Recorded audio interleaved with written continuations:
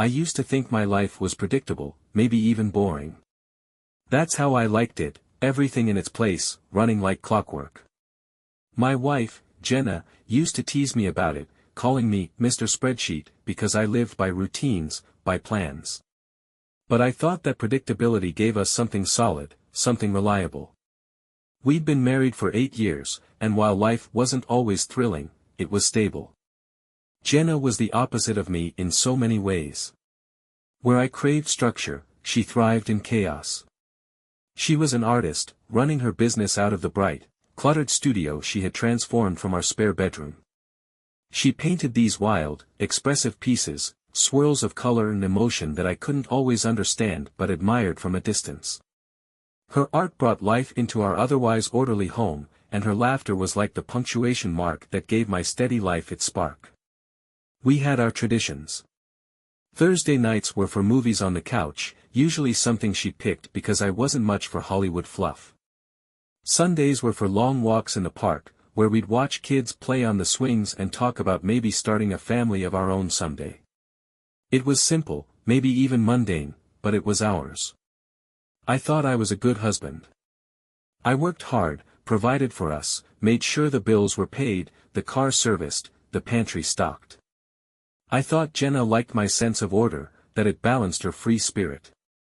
I thought she was happy. The first sign of trouble came on an otherwise uneventful Tuesday evening. I was sitting on the couch, my laptop on my knees, going over monthly reports for work. Jenna was next to me, her legs tucked under her, scrolling through her phone. She laughed softly, a sound that once would have made me look over, curious to share in whatever amused her. But I didn't. I was too focused on aligning numbers in a spreadsheet, too confident in the routine of our life to notice the faint blush that crept across her cheeks or the way she tilted her phone away from my line of sight. If I had looked, I might have seen the message on her screen. It was from someone I didn't know, a stranger who had stumbled across her art profile on social media.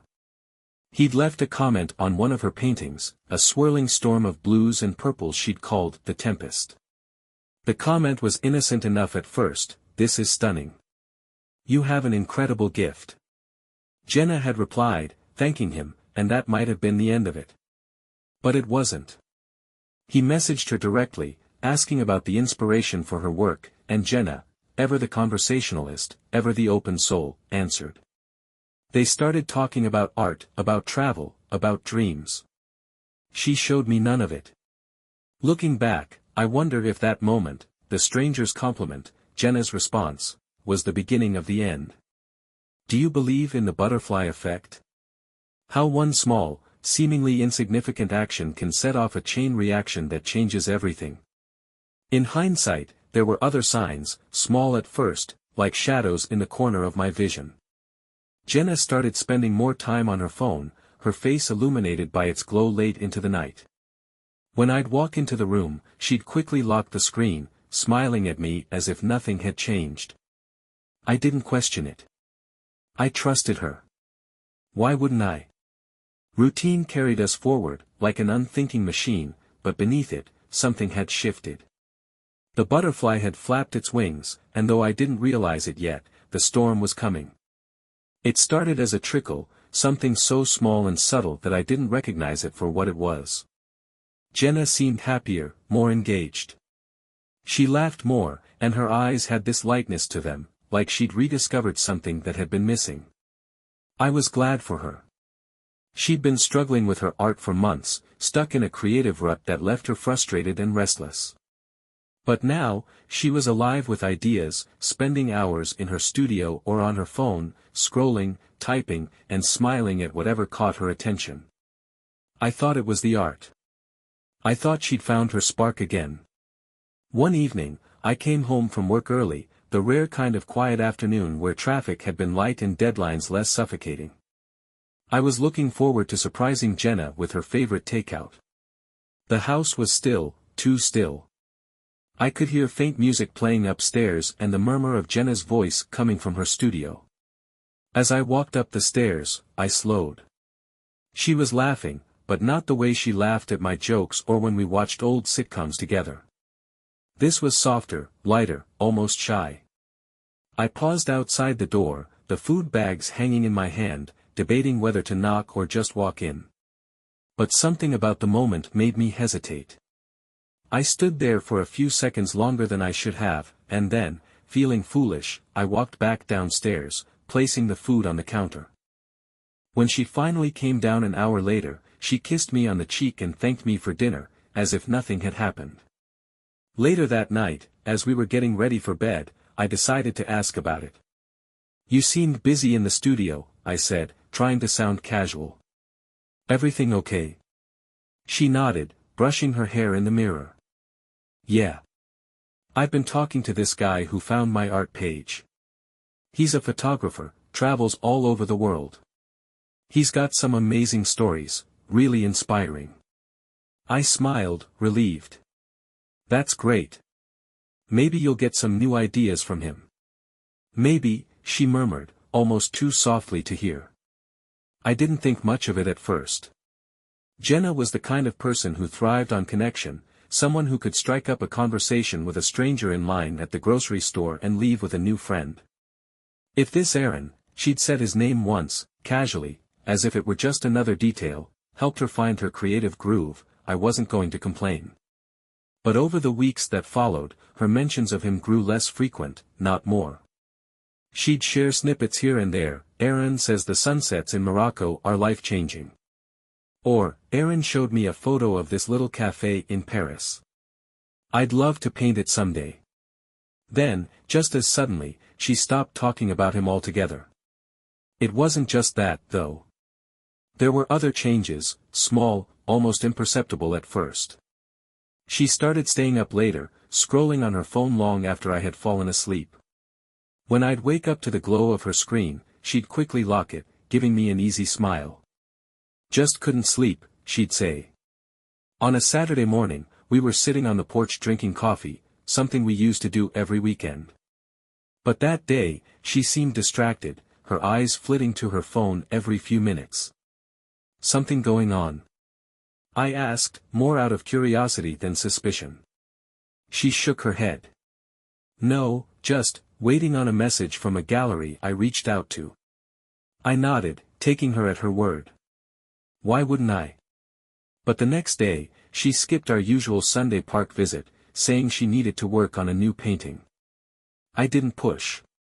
I went alone, walking the familiar path under the trees, but the quiet felt heavier without her beside me. When I came back, Jenna was still in the studio. The door was ajar, and I could hear the faint hum of music. I stepped closer, catching a glimpse of her through the crack, her hair pulled back, a faint flush on her cheeks, her phone lighting up the corner of the table. "Hey," I said, knocking lightly on the door. She startled, looking up at me with wide eyes.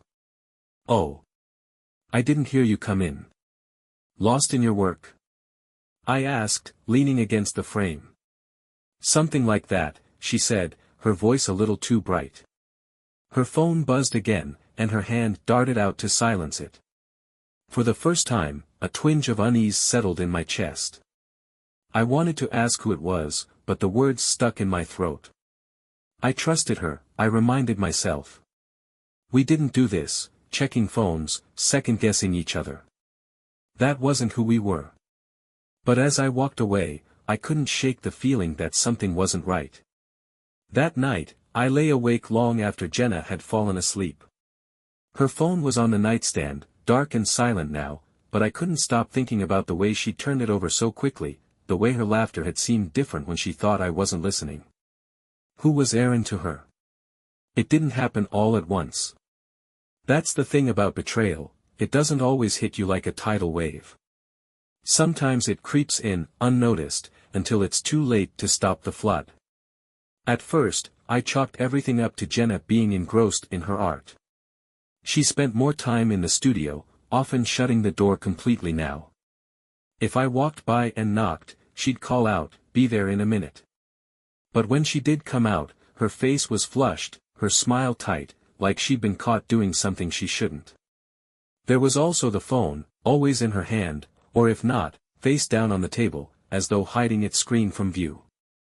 I'd never been one to pry, but I couldn't ignore how her body tensed when a notification popped up. One night, as we were watching a show, her phone buzzed on the couch beside her. She glanced at it, her expression flickering into something I couldn't quite read before she quickly silenced it. "Work?" I asked, my voice casual, though my chest felt tight. "Yeah," she said, not meeting my eyes. "Just a client asking about a commission." Her voice was light, but her hands trembled slightly as she set the phone on the coffee table. Something was wrong. I knew it in my gut, but I didn't want to push. I told myself I was imagining things, that this was just a phase. But the doubts festered, growing louder with every passing day.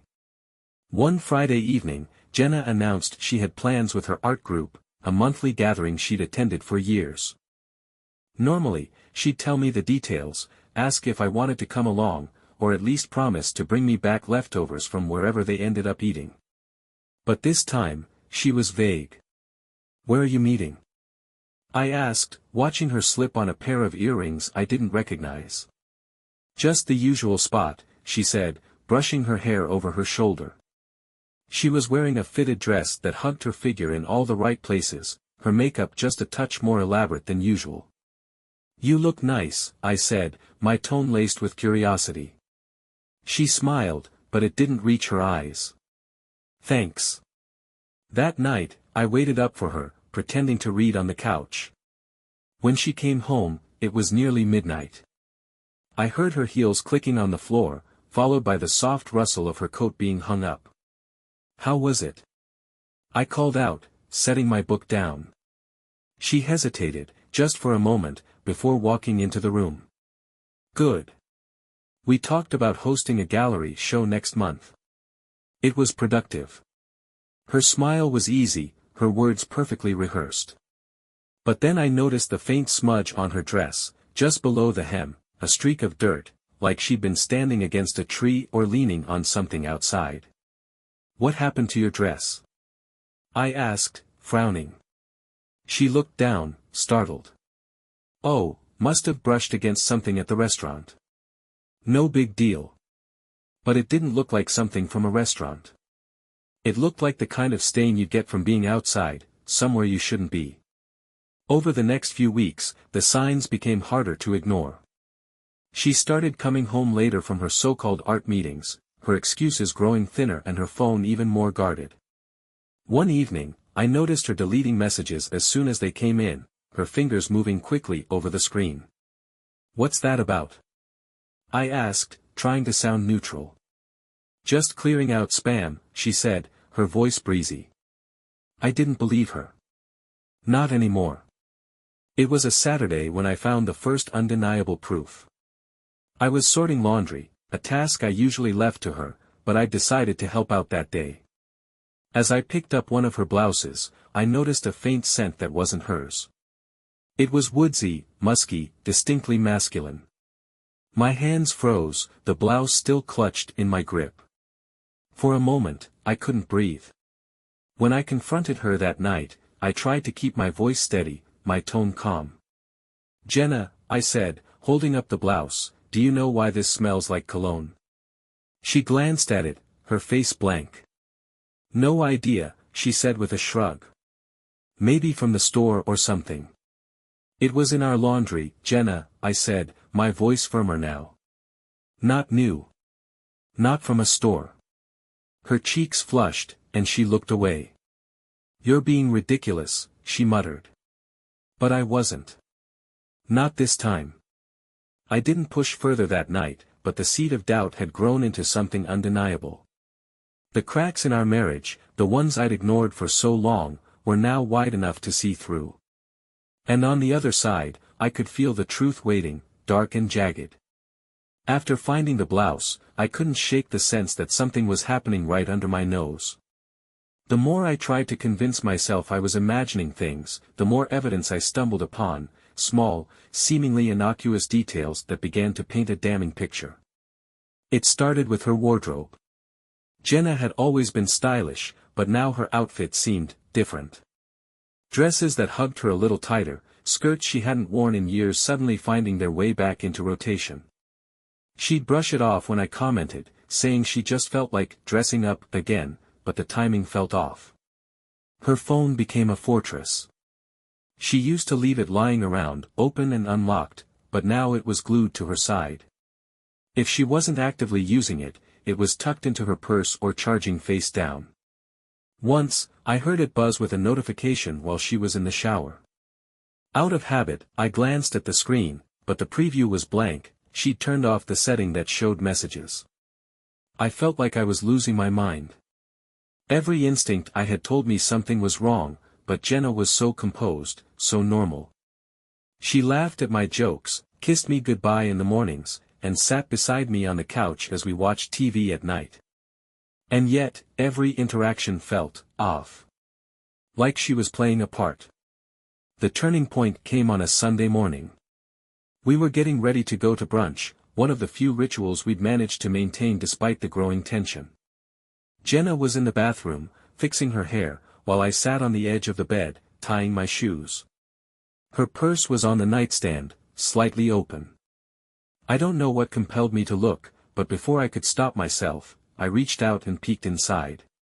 There was her phone, her wallet, a tube of lipstick I didn't recognize, and a folded napkin.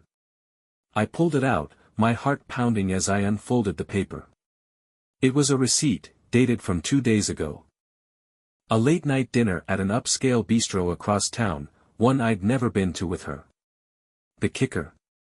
There were 2 entrees listed, 2 drinks, and a dessert. I felt the blood drain from my face as I stared at the slip of paper. She'd told me she was working late that night, finishing a commission for a client. This wasn't work. This was a date. I slipped the receipt back into her purse just as Jenna walked into the room. "Ready to go?" she asked, her tone cheerful. I nodded, my throat too tight to respond. At brunch, I barely touched my food. Jenna chatted away about her plans for the week, completely at ease. I watched her closely, trying to reconcile the woman I knew with the one who had been sitting across from someone else just 2 nights ago, sharing a meal and who knew what else. That evening, I decided I needed answers. I waited until Jenna went to bed, then went into the laundry room. The blouse I'd noticed before was still in the hamper. This time, I examined it more closely. The faint scent of cologne was still there, but now I spotted something else, small smudges on the hem, almost like dirt or grass. I felt sick. Images flashed through my mind, unbidden and unwelcome, Jenna leaning against a park bench with someone else, her laugh echoing through the air. Jenna brushing his hand away playfully, only to let it linger the next time. The worst part? I couldn't even bring myself to confront her. Not yet. I needed more. I needed the truth to be undeniable, something she couldn't explain away with a casual laugh or an offhand comment. So I started paying closer attention. I watched her patterns, her habits, her excuses. One Wednesday, she left for another art group meeting. I waited a few minutes after she'd gone, then grabbed my keys and followed her. I stayed far enough behind to avoid being noticed, my palms slick with sweat as I drove. She didn't go to the usual coffee shop where her group met. Instead, she pulled into the parking lot of a boutique hotel on the edge of town. I parked a safe distance away, my heart pounding as I watched her get out of the car. She was dressed to kill, her heels clicking against the pavement as she walked toward the entrance. And then I saw him. A tall man with broad shoulders and a confident stride. He met her at the door, placing a hand on her lower back as they walked inside together. I sat there, frozen, my mind racing. This wasn't just my imagination. It wasn't paranoia. Jenna was meeting someone else, and she wasn't even trying to hide it anymore. I stayed in the car for what felt like hours, watching the entrance, waiting for her to come back out. When she finally did, she was alone. Her hair was slightly tousled, her lipstick faintly smudged. She didn't see me as she got into her car and drove away. I followed her home, my knuckles white on the steering wheel. By the time I pulled into the driveway, she was already inside, the lights in the living room glowing warmly. It looked so normal, so deceptively perfect, but nothing about this night, or our life, felt that way anymore. I couldn't sleep that night. Every time I closed my eyes, I saw them, Jenna and the man at the hotel, walking through those glass doors like they had done it 100 times before. My mind raced with questions, each one sharper than the last. How long had this been going on? Was it just him, or were there others? Had I been blind, or had I just chosen not to see? The next morning, I sat at the kitchen table, staring at a cup of coffee that had gone cold. Jenna breezed in, humming softly to herself, wearing one of those effortless smiles that used to bring me comfort. Now it felt like a mask. "You're up early," she said, grabbing a mug from the cabinet. "So are you," I replied, my voice tight. She paused, her hand lingering on the coffee pot. "Everything okay?" "No, Jenna. Everything is not okay." Instead of saying it, I set my cup down and pulled the hotel receipt from my pocket, laying it on the table between us. Her eyes flicked to it, her smile faltering. "What's this?" she asked, her voice feigning innocence. "You tell me," I said. Her cheeks flushed, but she kept her composure. "It's just a receipt. I went there to meet a client for drinks. We discussed a potential collaboration. A collaboration that required 2 entrees, 2 cocktails, and a dessert." I asked, my tone sharper than I intended. She hesitated, her fingers tightening around the edge of the counter. "You're overthinking this. It's not what you think." I stood, unable to stay seated any longer. "Not what I think.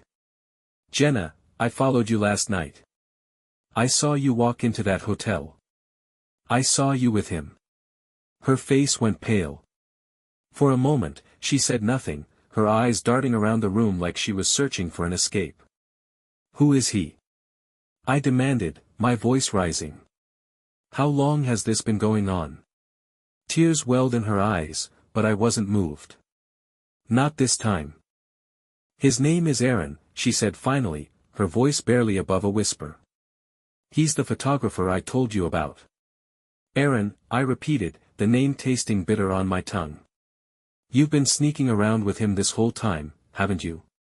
"It's not like that," she said quickly, stepping toward me.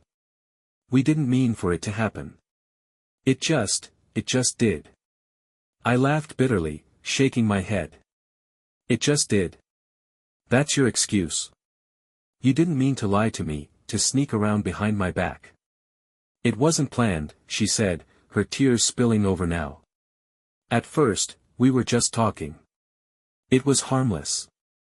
But then—" "Harmless?" I interrupted, my anger boiling over. "You call meeting him at a hotel harmless? You call lying to me harmless?" She sobbed, covering her face with her hands. "I didn't want to hurt you," she choked out. "I never wanted this to happen." I wanted to scream, to throw something, to demand answers to questions I wasn't even sure how to ask. But instead, I just stood there, the weight of her betrayal pressing down on me like a physical force. "When did it start?" I asked after a long silence, my voice cold. She looked up at me, her face streaked with tears. "A few months ago," she admitted. "But it didn't mean anything. It was just an escape." "An escape from what?" I shot back. "From me? From the life we built together?" Her silence was answer enough. I didn't wait for her to say anything else. I grabbed my keys and walked out the door, slamming it behind me. I drove aimlessly for hours, the city blurring past me as I tried to make sense of what had just happened. Jenna had been my wife, my partner, the person I trusted most in the world. And now, she was a stranger, someone capable of looking me in the eye and lying without a second thought. By the time I pulled into the driveway that evening, I felt hollow. The confrontation had given me some answers, but it hadn't brought me peace. Inside, Jenna was sitting on the couch, her face pale and drawn. She looked up as I entered, her eyes red and swollen. "I'm sorry," she whispered, her voice cracking. I didn't respond. I didn't have the energy. I walked past her and went upstairs, closing the bedroom door behind me. For the first time in our marriage, I slept alone. Jenna and I barely spoke, moving around the house like strangers in the aftermath of a storm. My mind kept replaying her words, it didn't mean anything. But if it didn't, why had she risked everything for it?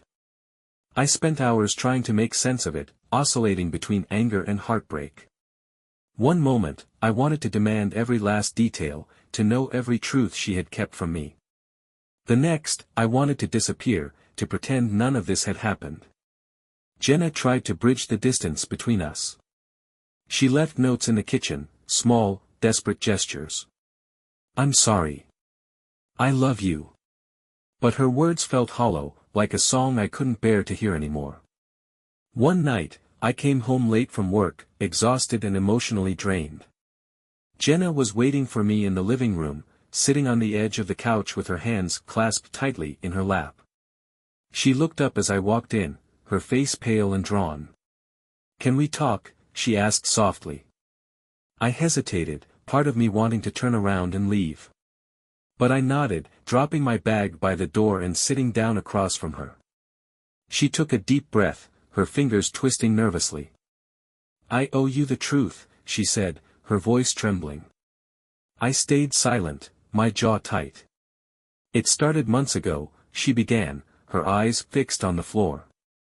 When Aaron messaged me about my painting, it was innocent. We talked about art, about travel. He made me feel seen. Her words were like knives, cutting deep with every syllable. Seen. As if I had failed to notice her, to appreciate her. We didn't plan for it to go further, she continued, tears spilling down her cheeks. But the more we talked, the more I felt a connection. I clenched my fists, fighting the urge to interrupt. I wanted her to keep talking, to expose every last lie. The first time we met in person, it was just for coffee, she said, her voice barely audible. But then it became more. Dinners, long conversations, and eventually. She didn't need to finish the sentence. The look in her eyes said it all. I leaned back, the weight of her confession pressing down on me like a physical force. Why? I asked finally, my voice raw. Why wasn't I enough? She sobbed, shaking her head. It wasn't about you, she said through her tears. It was me. I felt lost, like I didn't know who I was anymore. And Aaron, he made me feel alive again. Her words hit like a punch to the gut. I wanted to yell, to tell her how selfish she sounded, but I couldn't find the strength. I love you, she said, her voice breaking. I never stopped loving you. I know I've hurt you, and I'll regret it for the rest of my life. But I need you to know that this was never about replacing you. I stared at her, struggling to process everything she had just said. My mind raced with questions, but one stood out above all the rest. Is it over? She nodded quickly, almost desperately. Yes. I told him it was a mistake, that I couldn't do it anymore. I blocked his number. I ended it. I wanted to believe her, but trust is a fragile thing. Once broken, it's hard to put back together. I don't know if I can forgive you, I said finally, my voice barely above a whisper. Jenna sobbed harder, burying her face in her hands. I'll do whatever it takes, she choked out. Counseling, therapy, anything. Just please, don't give up on us. I sat there for a long time, watching her break down, feeling a mix of anger, sadness, and the faintest flicker of something else, something I wasn't ready to name. That night, I slept on the couch again, staring at the ceiling as her words echoed in my mind. I'll do whatever it takes. But was that enough? The days after Jenna's confession felt like walking through the wreckage of a life I no longer recognized. I wasn't sure what to do or how to move forward. The truth hung in the air between us, suffocating and undeniable, a constant reminder of the trust she'd shattered. She tried. I'll give her that. Jenna signed us up for couples counseling, set up appointments, and even started journaling, something she hadn't done since our early days together. But for every step she took toward rebuilding, I felt myself pulling away, hesitant to let her back in. The first counseling session was a disaster. The therapist, a calm woman named Laura, asked us to share what we wanted from this process. Jenna launched into a tearful plea about making amends, about wanting to fix what she'd broken. "I want to earn his trust again," she said, her voice shaking. "I know it won't be easy, but I'm willing to do whatever it takes." Laura turned to me, waiting for my response. I stared at the floor for a long moment before finally speaking. "I don't know what I want," I admitted. "I don't even know if this can be fixed." Jenna's face crumpled, but I couldn't bring myself to comfort her. "Not yet." As the weeks went on, I threw myself into work, using long hours at the office as an excuse to avoid coming home. When I was there, the house felt unbearably quiet, despite Jenna's attempts to fill the silence with apologies and gestures of goodwill.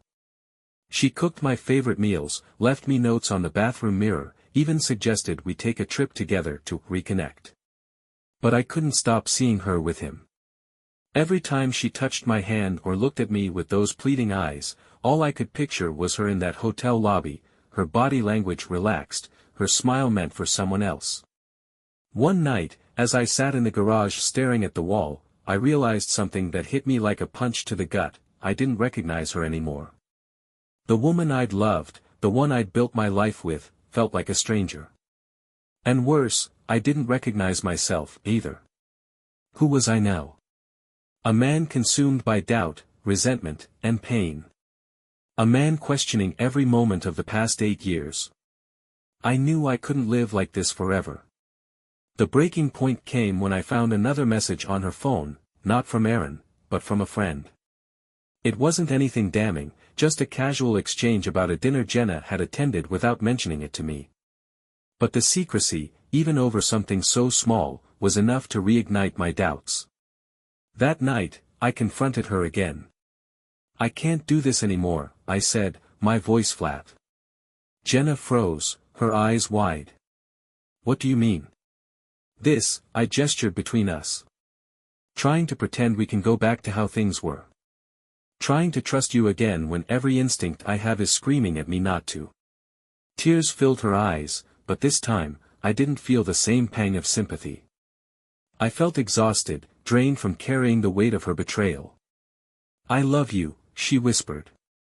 "I loved you, too," I said, my voice breaking.